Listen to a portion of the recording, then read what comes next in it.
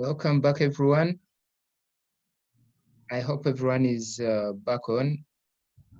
Thank you. You are welcome too. Okay. Let's proceed. Back to you, Steve. Oh, thank you. Oh, okay. Oh, look, I made these graphics earlier. They didn't display before. I was just playing around with this Zoom tool and realizing there's so many different things I can do with it. And also, I can,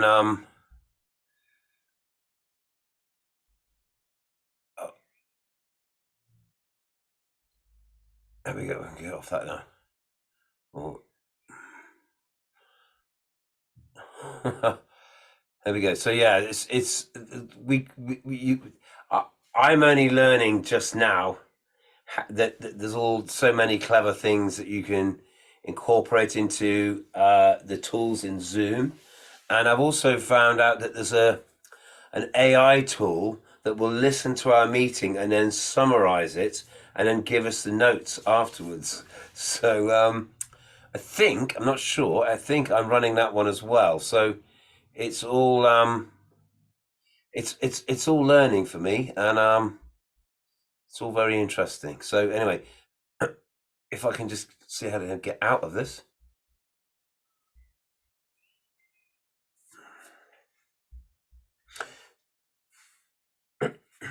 So yeah, do use the chat as well. I think it's good if you can record your own responses to things, and it makes it a little bit more two-way, the discussion. So I want to say I'm very happy to have much more contributions from each one of you. By this time on a course, after all these weeks, I'm very tired of hearing my own voice, and I want to, hear much more back from you. So I'm going to put up an image now, and we can perhaps together we can discuss what we think we're seeing. Let's see the different aspects of this. And I was hoping Stella would be back for this time, but never mind. So here's our Academy website, and here's a post that I'm just working on at the moment called Community Growing Rwanda. And this is where Stella has just been meeting with Barnaby, who Gerald and I met just this time last year, a bit over a year ago. And since this year, in the 6 months, they have started this garden here. So this is 6 months old only, and let's just discuss a little bit what we're seeing is a distance photo of a community garden. I'm noticing there's some poles and nets around the edges. I'm not quite sure what function that is doing, what these things are. And around here, there's a structure there. We're seeing raised beds, and it looks like the edges of the beds are some material that they've had locally available, and they've created a design. I don't know exactly the thought process that went into this, but we can speculate. But look how it's visually impactful. It's you see that and you think, oh, there's something going on there. So as a demonstration center, it instantly has a visual impact. They've chosen to build these beds out of materials that they have available, and he told me that he's made the beds, they're about 1.2 meters across. So you can stand on the path and reach into the bed without having to stand on it. I'd like to hear people contributions really to see what people can see. I can imagine they've removed the topsoil from the paths and they've put that onto the beds. So we've now got twice the depth of topsoil here. And we've got companion plants, I don't know what they are, growing along the edges. plants that bring in pollinating insects, plants that help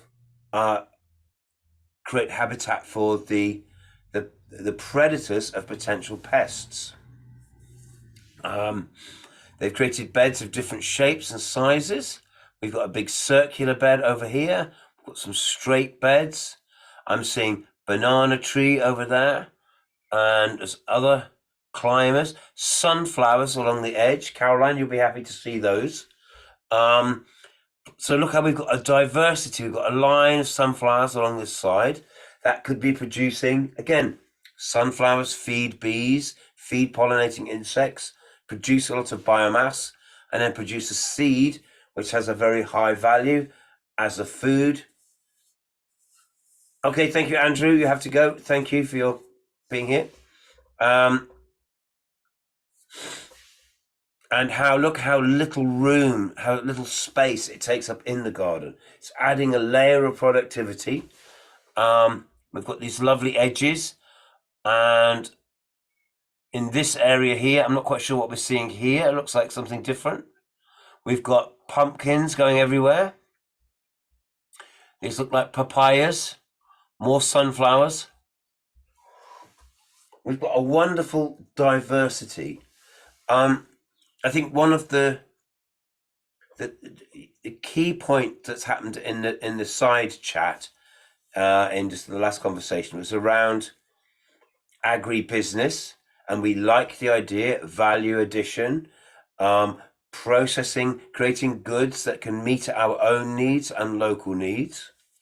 And then the key question came in also about scale, because as soon as we want to do one kind of business at a bigger scale, we find ourselves doing monoculture again. And you can't do monoculture and be organic.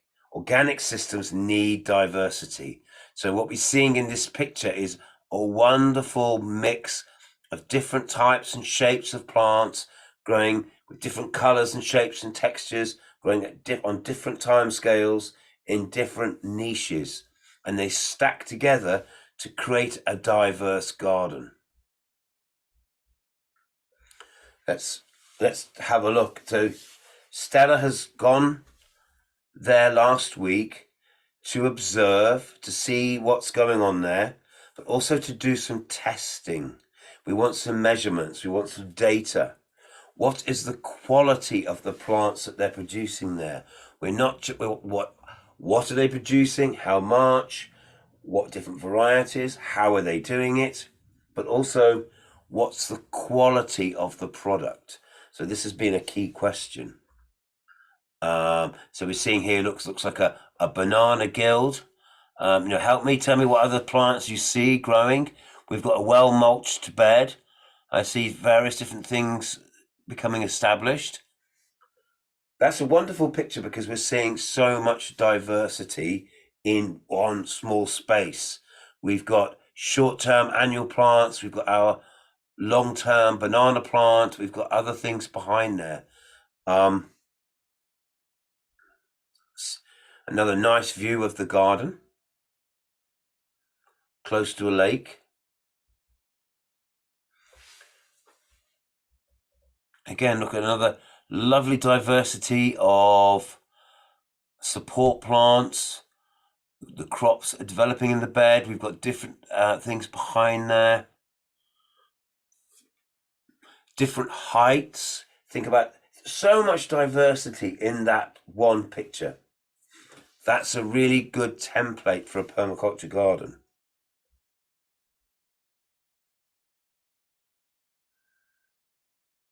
Now look, and one of the things that Stella is doing is picking some of the crops, and she's going to then test them to find the quality, the nutrient density. And I've talked before about using our refractometer to test the sap of the plant and to see what its Brix value is. And to remind us that Sector 39, we're part of the Griffin network, Growing Real Food for Nutrition. And what they are trying to do is to collect the data about the quality of the food that we're producing. The learning is that the more we produce food in forest garden systems, in perennial systems, without any chemicals, without any pesticides, with organic methods, the quality of the food is higher. And the higher the quality, the healthier the plant, the healthier the soil, the healthier the plant. The healthier the plant, the more it can resist pest attack.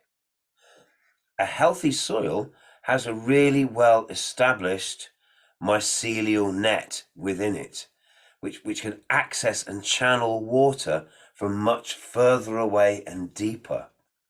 Healthy soils that have not been dug, that have used organic processes, are more drought resistant. Healthy soils give us a higher quality resulting plant. I've seen some lovely leeks, and it looks like carrots and marigolds.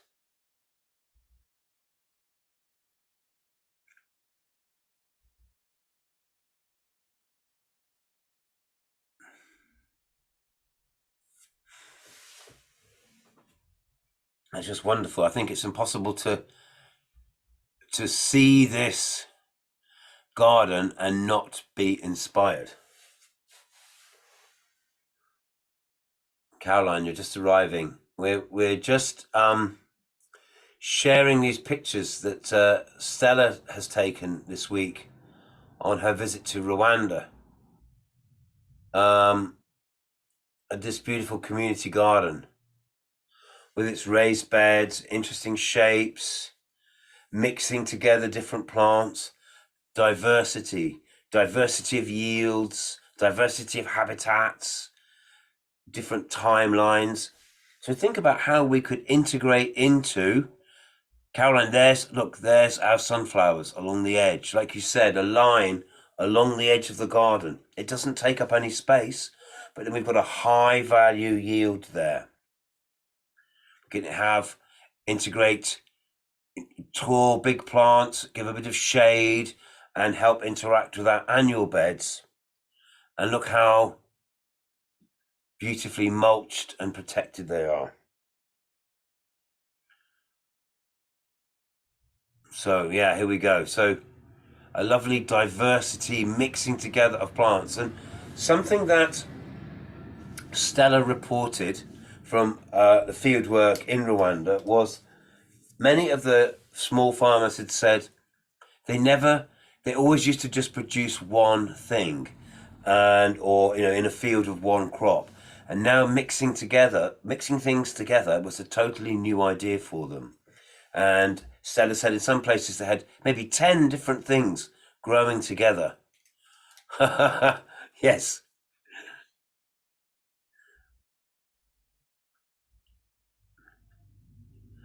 So she's collecting these, and there's a leek coming. And what are these? Are they tomatoes? No, I can't quite tell. We have beans, pumpkin, salad, there's cabbage. They look really healthy. There's the carrot. Yeah, there we go. So, and think how much a garden like this can inspire. Not just that we have these wonderful yields. That's exactly right, Caroline. The permaculture abundance from variety, and what Stella's done is taken some of these crops, and we've tested them. So here's our refractometer. Here's Barnaby, and we've got these sap pliers to squeeze up the juice. We put the juice onto the screen of the refractometer and look through the eyepiece, and it gives us a value. from 0 to 30. It tells us how much nutrient, how much sugar and other minerals and vitamins are in the sap of the plant. And the healthier the soil, the more nutrients that is in the food, and the more that plant can resist pest attack. So collecting data like this adds another yield to the system and gives us more value. I've added into this post a little video about the nutrient cycle, the nitrogen cycle. Sorry, I thought this was actually really good, and maybe let's have a look at this to see if this works over Zoom. Just to look at this video. It's only 4 minutes. Most species in this family, including these three, are known as nitrogen fixers. They increase... It starts with looking at legumes. There's nitrogen-fixing plants like peas and beans, but there's actually very many. So this is a very interesting little short video. Peas, beans, and clover are among the 18,000 species in the pea family. Most species in this family, including these three, are known as nitrogen fixers. They increase the level of nitrogen in the soil, which plants need to produce protein so they can grow, and chlorophyll so they can photosynthesize. One way to use this in the garden is to interplant nitrogen fixers with other plants that need a lot of nitrogen. Or you could plant a nitrogen-fixing cover crop like clover for fertile soil next year. Okay, this can be useful, but doesn't nitrogen fertilizer do the same thing but more conveniently? Why bother with this nitrogen fixation thing? Understanding this requires us to understand how nitrogen fixation works, which in turn requires us to understand the broader nitrogen cycle. So let's start with the big picture. Nitrogen makes up 78% of the Earth's atmosphere by volume. But most of this nitrogen takes the form of two nitrogen atoms strongly bonded together, which isn't very reactive and is useless to plants. For it to become plant available, we need the help of bacteria.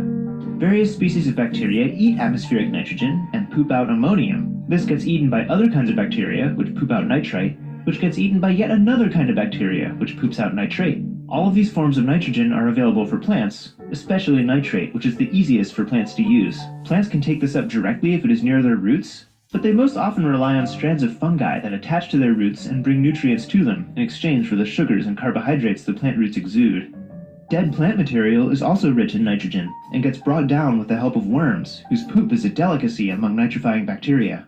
Some of the ways nitrogen exits the soil is when the crop is harvested, when water carries it away, or when it becomes gaseous and returns to the atmosphere. Or if the soil lacks oxygen, different anaerobic bacteria grow, which convert nitrates back into atmospheric nitrogen. Notice that these things only happen with loose nitrogen in the soil, not with nitrogen inside organisms. Okay, so we know that the nitrogen cycle depends heavily on life in the soil. Without them, the plants would be quite sad. But you may have noticed, if the fixation process is done by bacteria, where do nitrogen-fixing plants fit into this? Believe it or not, nitrogen-fixing plants don't fix nitrogen. Rather, they create habitat for the bacteria that do. The roots of this clover plant have little nodules that house huge amounts of nitrogen-fixing bacteria. The ammonium that these bacteria create slowly releases into the soil for neighboring plants and microorganisms to use. When the plant dies, the bacteria disperse into the soil, resulting in an abundance of bacterial allies for future plants' nitrogen needs. You know how earlier I said that water can carry soil nitrogen away? This nitrogen ends up in rivers, which can disrupt the ecosystem by enabling algae to dominate. But remember, this only happens to loose nitrogen in the soil, and not to nitrogen embedded in organisms. And fertilizer adds pure nitrogen without the organisms. So when it rains, huge amounts of it run off and pollute the water. Loose nitrogen molecules are also much more prone to volatilization, releasing huge amounts of nitrous oxide, a potent greenhouse gas, into the atmosphere. But that's not all. Such quantities of pure nitrogen irritate earthworms, which end up dying or leaving. It disrupts the helpful fungus on plant roots and changes the soil pH, making it inhospitable to bacteria. In short, it kills the soil. When the nitrogen all gets used up or washes away, the organisms aren't there to help the plants get more, so now you have to add more fertilizer, which worsens the problem. And these organisms did much more than just supply nitrogen. The root fungi also brought up important minerals for the plants. And now that they're gone, mineral fertilizer must also be used. Instead of working with this self-sustaining web of organisms freely sharing nutrients, we have to spend more money to add loads of fertilizer to dead soil, poisoning the water and contributing to climate change. Considering the inability of dead soil to supply plants with nutrients, it's no wonder that throughout the last century, vegetables have been steadily declining in nutritional value. Healthy food requires healthy soil. So if the soil around you is rich and alive, try to keep it that way. But if, like most of us, the soil around you is dead or dying, nitrogen fixers can help to add a little more life so that someday our tiny allies under our feet will come back.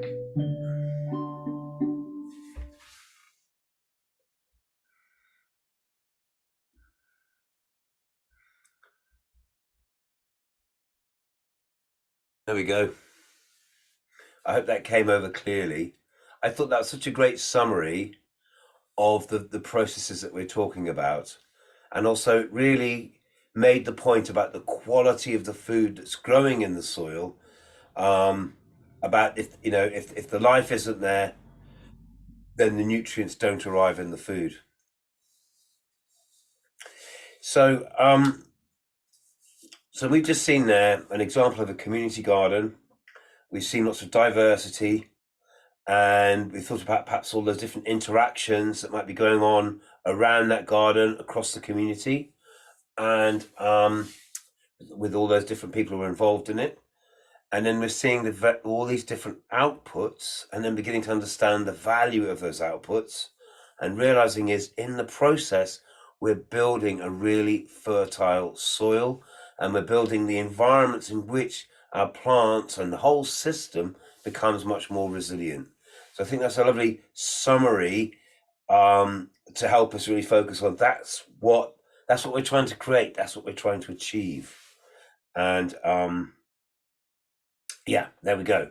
And I was waiting to do that just because I know Stella would have a lot to say about her first-hand experiences of that.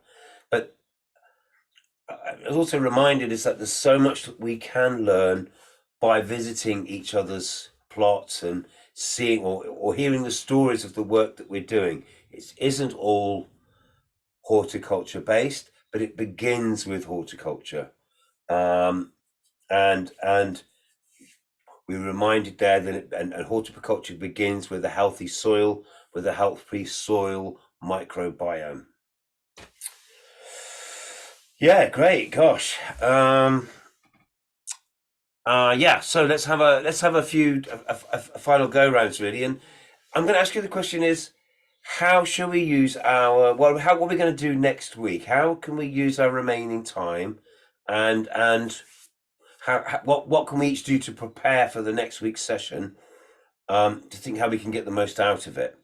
I'm always putting together some notes and ideas for the next session, and what I've been thinking about is this idea of this project development thing, and trying to focus on putting together this UNHCR bid. So I don't know, Gerald, what do you think? Over to you for a moment. But how do we tie this together? We had a wonderful discussion this week. I feel a bit more clear in my mind about where we're going next. But yeah, happy to hear some thoughts. How are we going to make use of our remaining time? Thanks, Steve.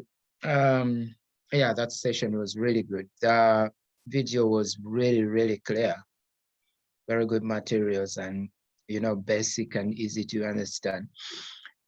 Yeah, so today's session has built a lot of momentum, which I think we can capitalize on to build next week's session also.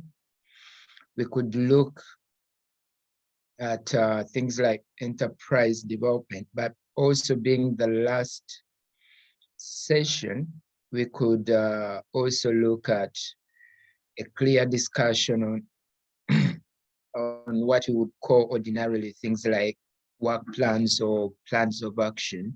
What next? We've covered the 24 sessions. What comes next, especially from our dear participants? Yes, even from our end, but more so from the participants point of view, what comes next, we look at things like enterprise development stages. It will also be good, and also look at maybe running through the proposal format, using the current proposal we have at hand, the UNHCR proposal request. Okay, yes, before we switch back to Steve, Simon, oh, Caroline, we missed you. It seems you had been kicked out. But I'll do a recap. Yes, Simon. Yes. To me, according to me, I should first of all begin by appreciating Stella for the effort that she has taken in order to bring for us such a wonderful community garden. It is really so nice, but it comes back to us, the learners. What are you going to do next after the session? That is the question I'm asking the learners for. And then the other one is, the next session, I think it should continue the usual time. As you were suggesting, it should continue with the usual time. And then I was with the view that, are we ending it minus the practical bit of medicinal making? You know, there are some medicinal,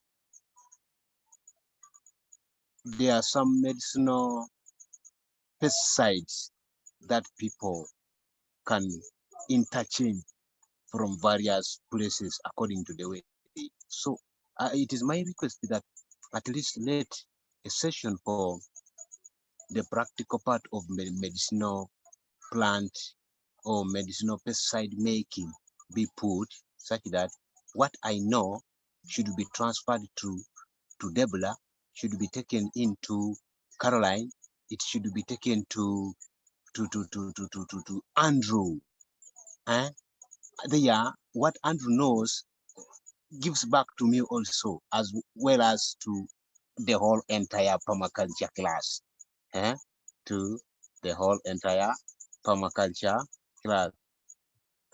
And when we are to talk of what next on the project or the proposal aspect of people to submit, really that one also, it needs us to make it, because it is another way of identifying the potential of some groups or the potential of some communities that they cannot, that they can produce, that they cannot produce, and at what time will they produce, and where can they sell it to? That is it. That is what I am thinking. And the other one is on the handout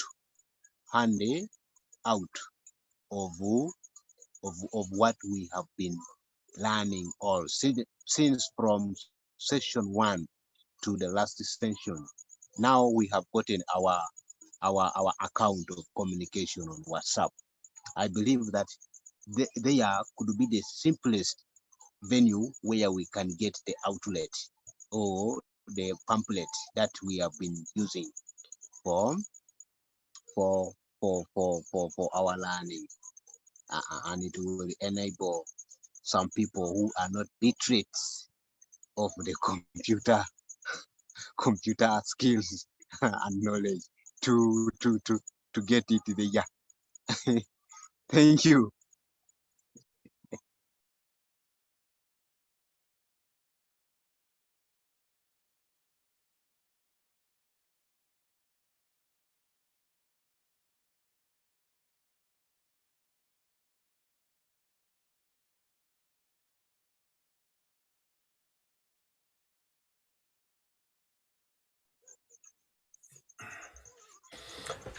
Yes. Thank you. That is what I thought I could contribute.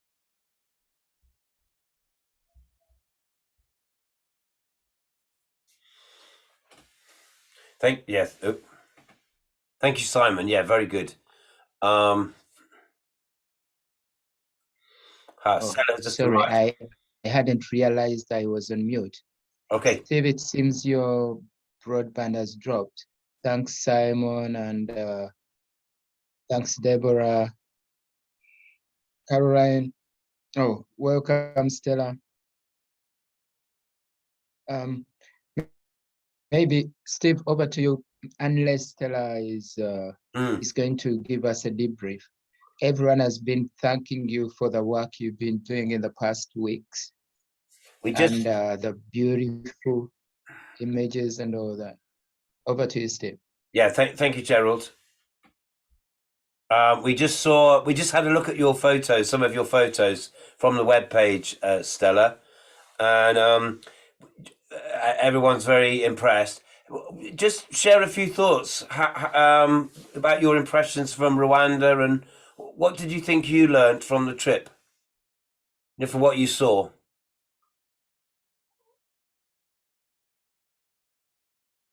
Sorry if we're putting you on the spot. You just arrived, but we were just talking about what you were doing. So we'd love to just catch a few. Sorry, you're breaking. I can't hear you well. What did you say? We'd like to hear from you about your trip.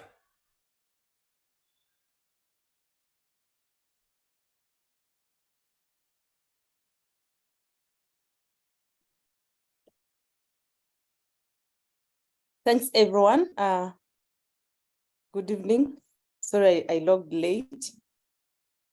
About the Rwandan trip, it was really so interesting having a trip to check on the activities that had happened there a year after.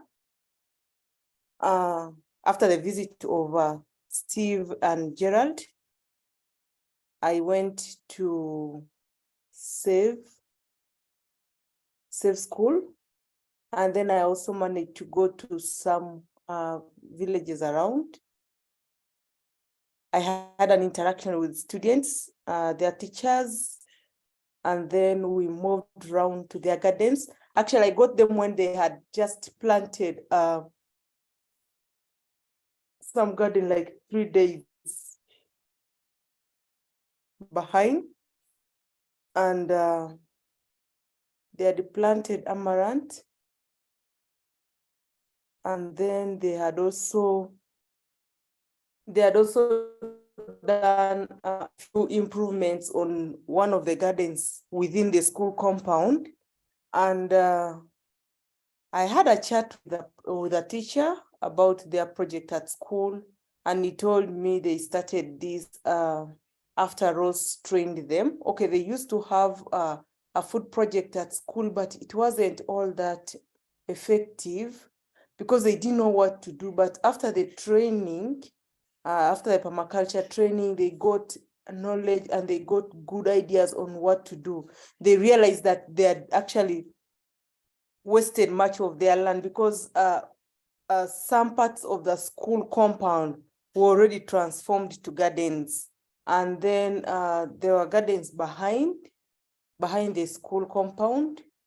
And then we also had a chance to see where these people collect water. They have dug a pit where they have put black polythene coverers, and when it has rained, all the water that is from school, first of all, to the tanks. That was those tanks were connected by Sector 39, and then when those tanks are full of course, not all the classes will go to those tanks. Some classes would go down, would pour that water, which ideally would have become a waste. But out of the knowledge they got, they created a channel that allows that water to go down, that is outside the school compound, and the water is collected. And that is the water they use during dry season. I remember sending photos. I asked the teacher how best they help themselves in case the students are not around. He told me the project has helped them in a way that their parents who cannot afford to pay school fees of their children, But because of the knowledge they got, they realized these parents would contribute in one way or the other. So if your child is at school and is not able to pay school fees, the best they can tell you to do is come out more Rwandan shillings, meaning they would tell you to come out once a week to do some work within the school compound. And that is around those gardens, maybe watering, maybe planting or weeding, just for a week, and that would count for 1,000. So meaning a parent would ideally sacrifice a day in a week, that is 4 days, maybe in a month, or the person would spread it along the term to make sure that they pay the fees of their children. And they have this is yielding results. So it still brings us back to cooperation. How do we integrate whatever we have around us to make sure that we get better results without leaving someone behind? So they thought of this, which I think was a great idea. And then they also said the project has helped them in a way that they are able now to feed their children, their students at school, and then teachers as well get meals at school now. Not just an ordinary meal, but a meal that anyone would desire, because they have green vegetables in plenty. They had amaranth, they had cabbages, they had a lot of onions, they had avocado, they had beans, they had maize also in the garden. So, it's not just something small, and they're not in small quantity. It's really large quantity, you know, and they're managing it. And then they are not doing anything to do with so on. No, they are doing natural farming. They're using natural fertilizers. They have cows within the school project, and they get cow dung. That's what they use for making their manure. And then they told me they incorporate sometimes the students take milk, which is so rare with some schools anyway. But that's what I got from them. Then I had an interview with some of the students when we were in the garden.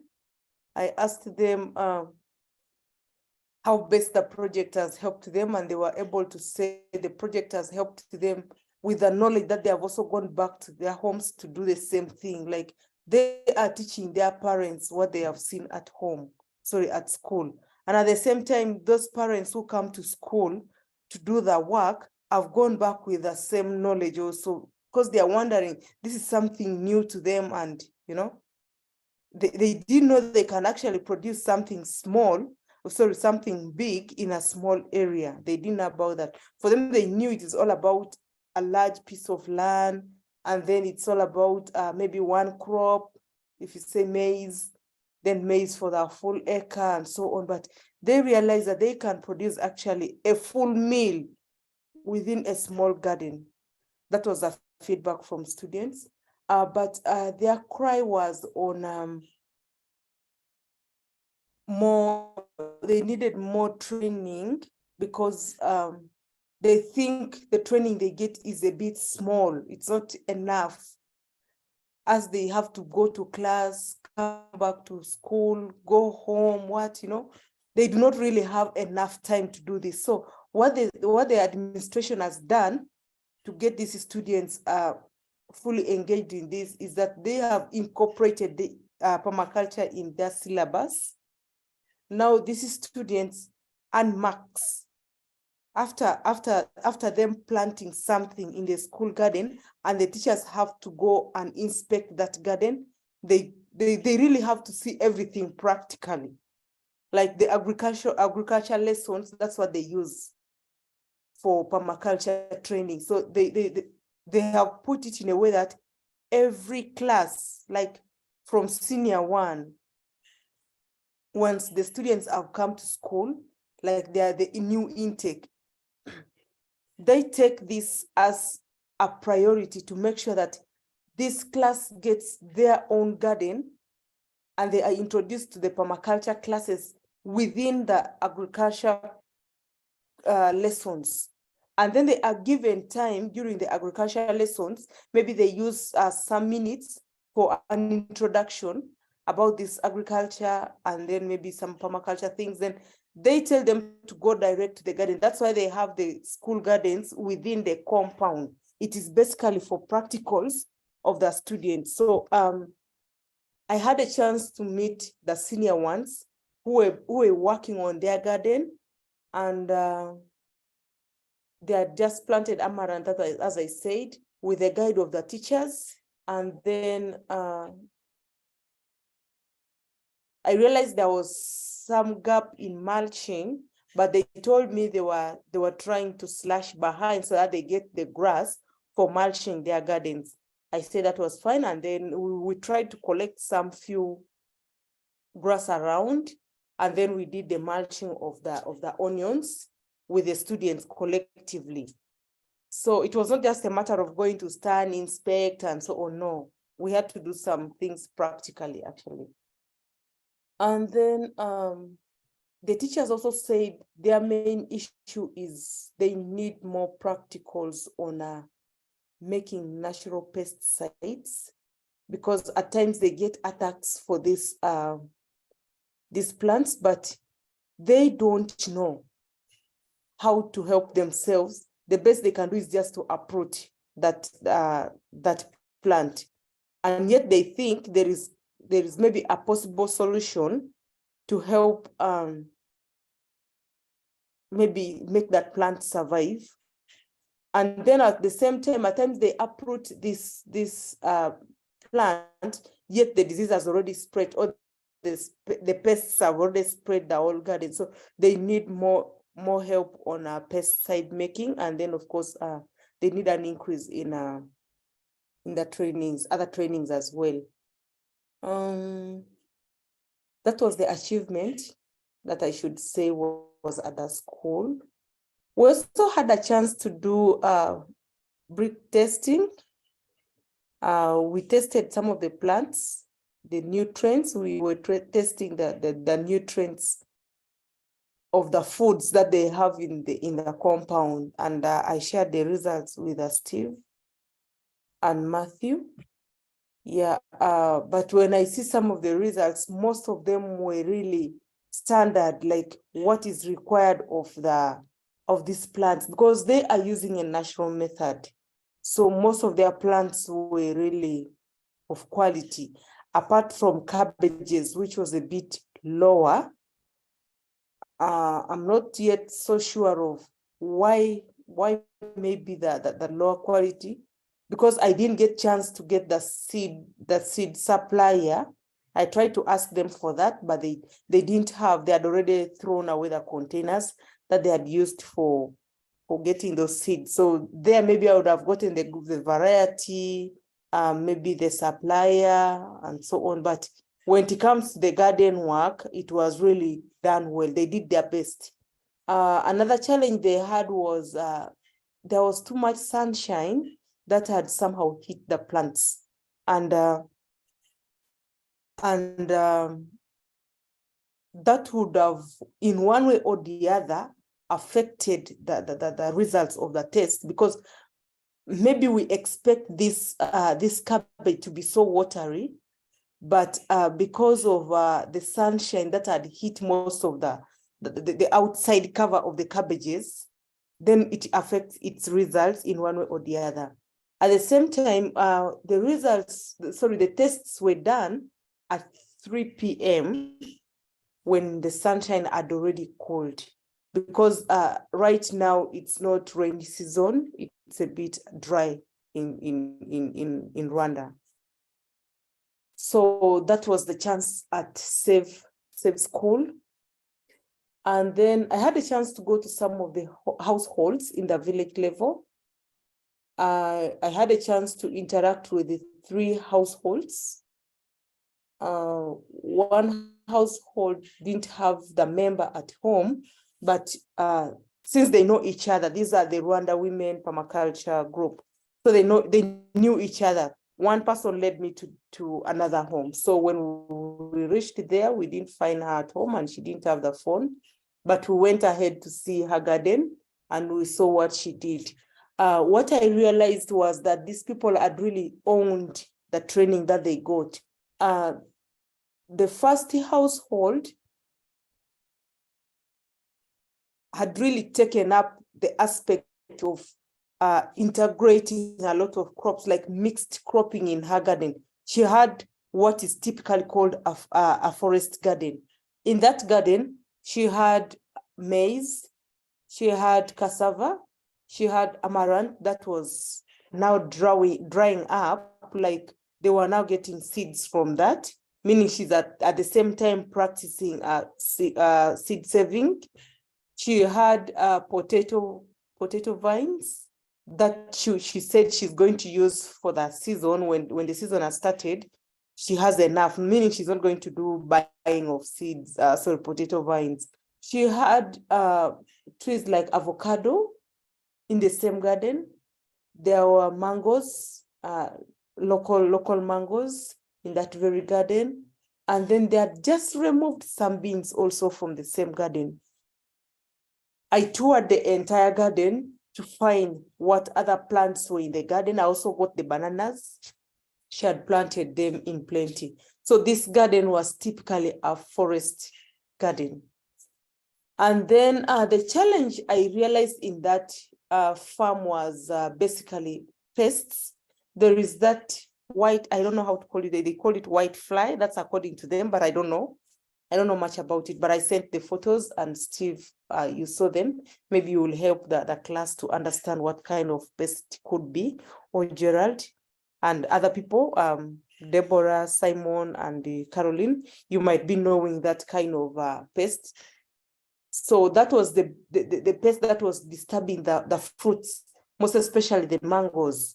So it started affecting it at a smaller stage. So even the fruits that had already started coming up already had these pests on them.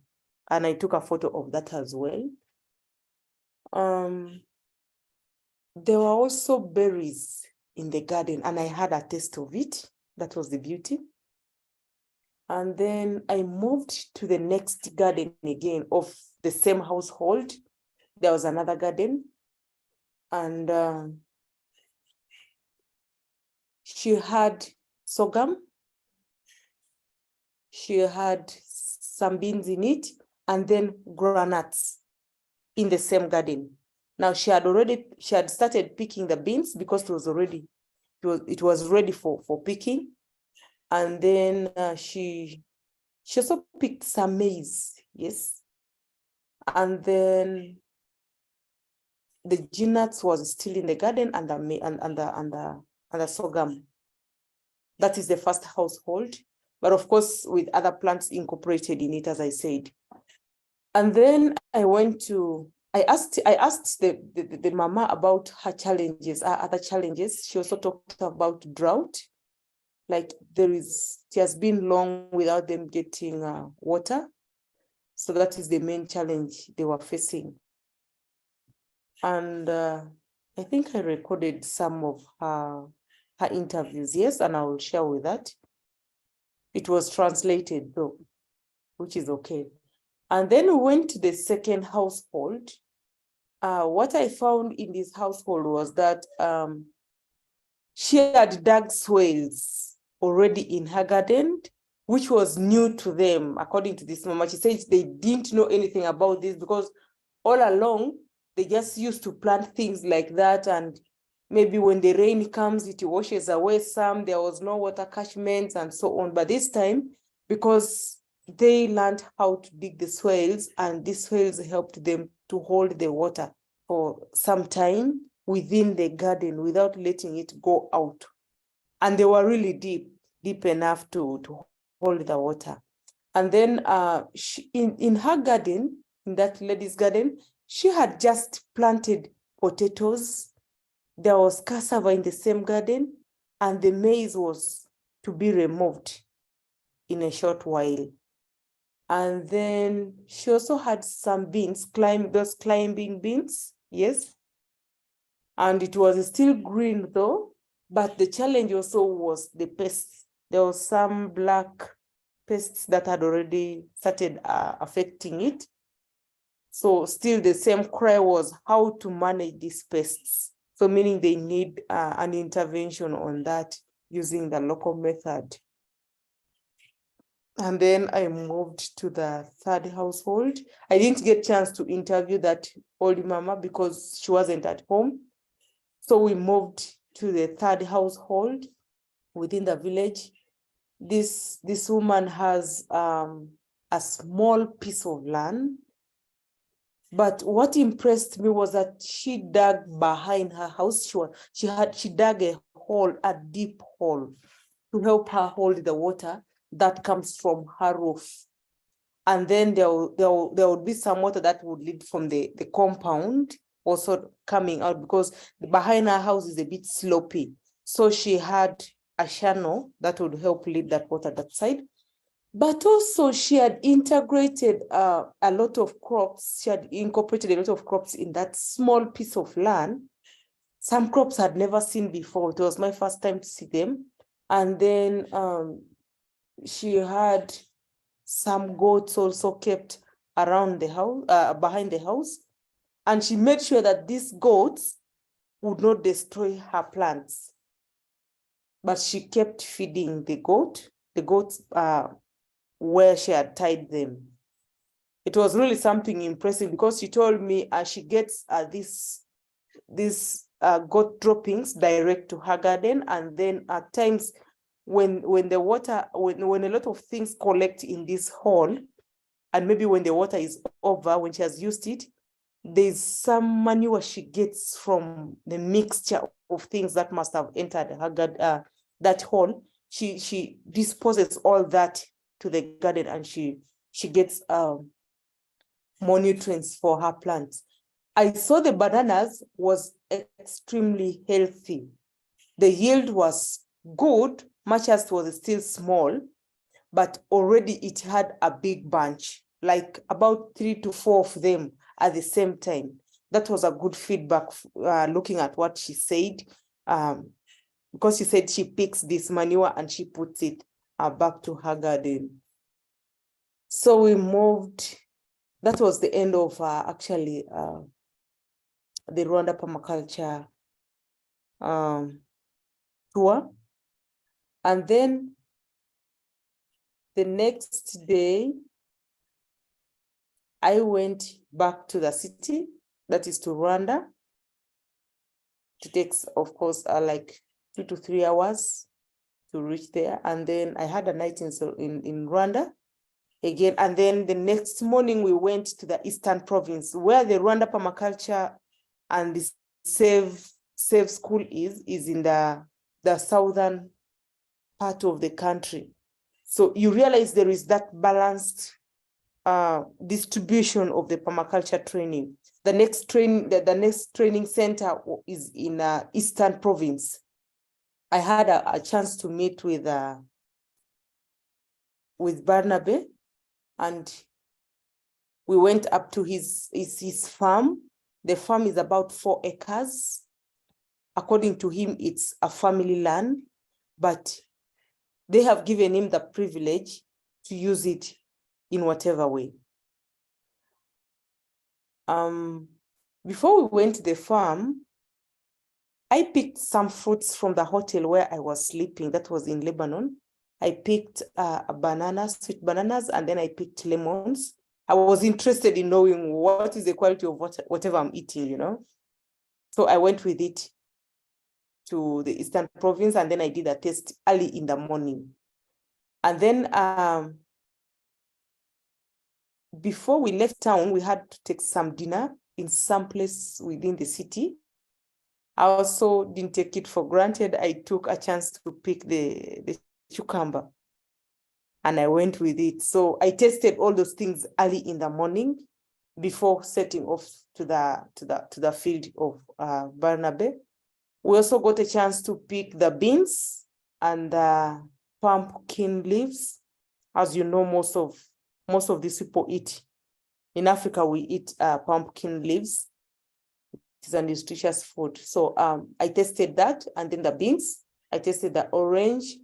I tested the cucumber, but I had challenges testing the banana because squeezing its juice was a bit difficult. But when I added some water, I used the handkerchief, a clean handkerchief, and then I put a slice of the banana inside. I squeezed it, but getting its juice was hard. But when I poured some little water in it, I added some water. Yes, I got some juice, but I wasn't sure of those results, So it's not really something I would want to base on because it is not its real juice because I added some water in it. And then we went to the field. Yes, Barnaba's farm, as I said, is around 4 acres. He has a lot of medicinal plants in this garden that I can't mention all of them. The best I can remember is Artemisia because I came with it also. And he had a lot of it hung up. He told me ever since he got that training, he started planting these trees, and he has been working in conjunction with the oil producing company in Rwanda, and they were able to produce the oils using some of these plants because there are some plants that are for oil making, and then there are those ones for medicine. And then I had chance to look around the food forest, and in his garden, he had a lot of things in the garden, and that would really show you what it means to have an integrated garden, because the guy had flowers in the same garden, and someone would just say, why is he wasting his time to put flowers in this garden? Why didn't he put only food? But the flowers were helping in pollination because they would attract the bees. And then he has a bee farm also within the same acre of land. What we took, the photos we took were basically within a small piece of land, I think. But there is a lot in the entire 4 acres. It's all used. There is nothing left. It's all used up to down going to the lake, because the farm is next to the lake. And he has also created a shelter where one can have a rest for if you want to have some fun, relax yourself and so on. You just go and sit there. That's where we did the testings from, as you're just next to the lake. We did a lot of tests there. We did carrots, we did onions, but the onions he had was the ones you eat, the leaves. He didn't have like that ball onions, no. And then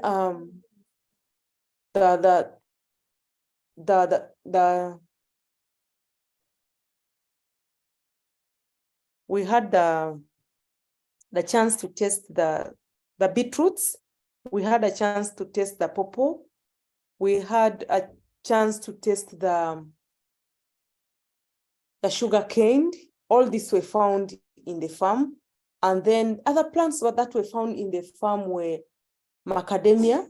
I don't know how they call it well. I hope I have pronounced it well, but that was it. And then I had a chance to test what it was because it was my first time to see it. And then there was some new banana plant he had just introduced to his garden. He got it from Cameroon.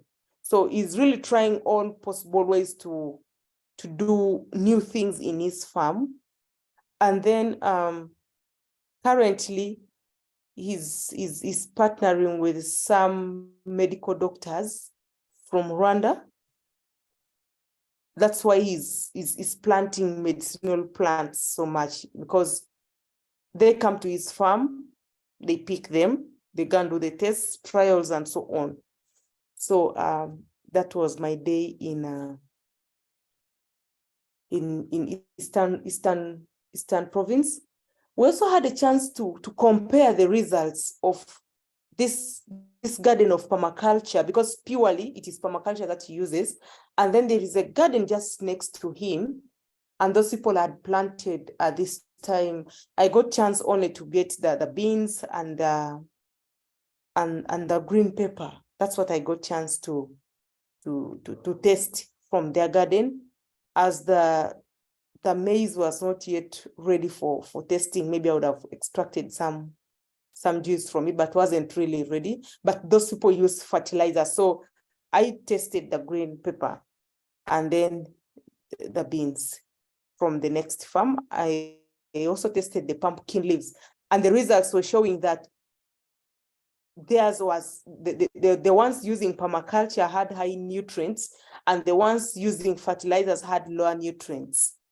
Maybe I'll wait to see the results for green pepper, because I had not yet known the complete interpretation of those results for green pepper, and maybe some other things. Basically, that was my trip. Thank you. That's really, really, really fantastic report. And we looked at the photos of Barnabe's farm just before, so that really helped us visualize what you were seeing. Thank you. We're out of time now. We've finished our session, so it's been a really, really good session, and it's been so great to hear contributions from everybody. So I'm going to thank you so much, Stella, and I'm so glad we caught you there for the final bit. So that was really so interesting. I'm going to say goodnight to everyone, and I'm going to open it up if anybody would like to say a final greeting, or if you had a final just comment to make, anyone. But thank you, Stella. Thank you all. Thank you, everyone. We've had super contributions this week, and I'm really looking forward to and I think going forward, we'll start to focus on practical sessions, like what you said, Andre, and I think we might invite one person to be the focal point, and if we want to bring in a particular outside person, we can plan for that as well. So that's another thing we can talk about next week. So I don't want to take any more time because we've gone over time.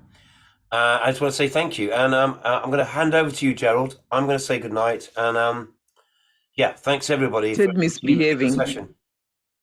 Your broadband had really dropped, and we could barely hear you for about a minute. Okay, sorry about that. I was just wrapping up and saying that was such a good report from everyone, really. And any final comments?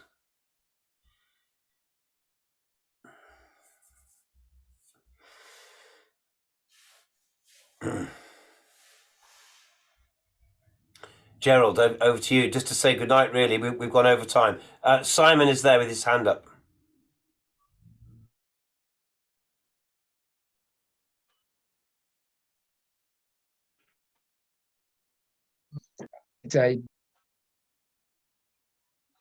But to thank everyone, Stella. Oh, that was really mind-blowing. It's making us, believe these paradises somewhere, which really is very possible. It's not, theoretical or sort of a fantasy story. It's real, and every one of us can do that.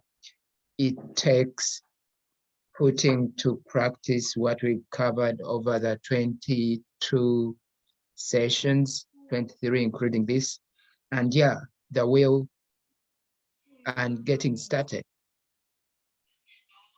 Sure. And as Steve said, I think my suggestion would be now, as a way going forward, probably now starting to look at specific sessions. We could also look at hosting someone with expertise, let's say, on mushroom farming, or those specific sessions, especially around enterprise development, maybe things like project management. How do you draw out your project? So probably those are some of the things we'll get to discuss in the next session, but I think that would be also a good route to take. Otherwise, Simon, is it a new hand? And are you able to compress that in 2 minutes, please? Yes, it is a new hand. Yes, Now, please. I'd want to talk on what Stella has gotten from the field. That pesticide that has disturbed my fellow people from a culture from Rwanda is all about the aphids. The protozoa causer. So that one is easily managed by a pesticide that I can make it for it. So that one will be for the next session since we are closing it up. Thank you.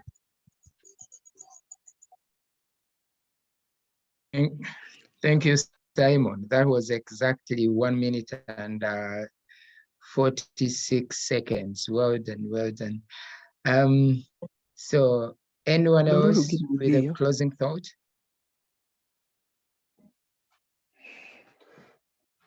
Caroline? No, Gerald, bye-bye. This has All right. been pretty interesting. Okay. It's so inspiring to see what the Rwanda women have done now. I'm really feeling inspired and motivated. Wow, great to hear. That's wonderful, Stella, wonderful. Stella, that's beautiful feedback to Yeah. pass on to our colleagues in Rwanda. Thank you, Thank everyone. you. Thanks, Thank you.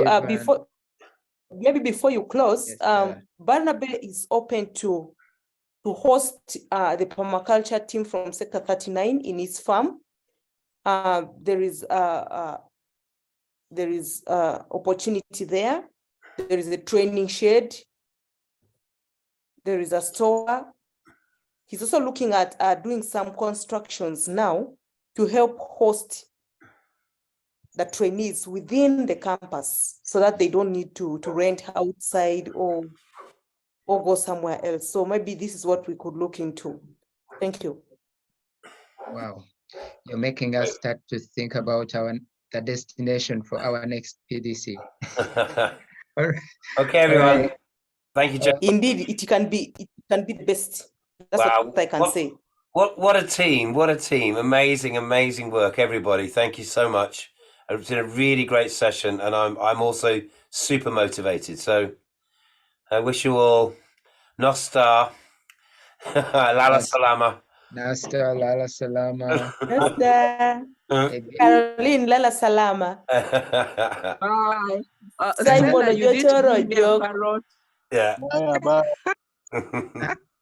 And Okay. Simon, how do you Bye-bye. say it? Ojotoro joke. Ojotore joke. Ojotoro joke. Ojotoro joke. Oh, Hey. Totoro joke. Bye-bye. Oh, Okay, bye-bye. okay. Bye-bye. Good night, everybody. Thank you. Bye. Bye.